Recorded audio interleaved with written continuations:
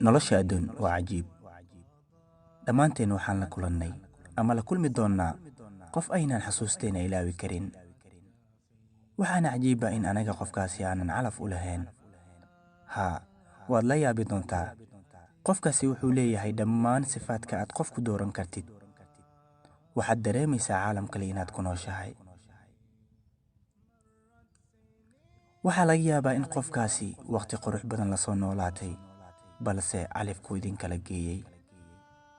waxaad maraysaa xaalad kala duwan oo aadan awoodin inaad u dhawaato ama aad ka fogaato. markasta go'aan ayaad qaadan doontaa, mana ku dhaqmi doontid. maalmaha way socon doonaan. waxaad raadin doontaa hal sabab oo aad ku nacdid qofkaasi, balse ma heli doontid.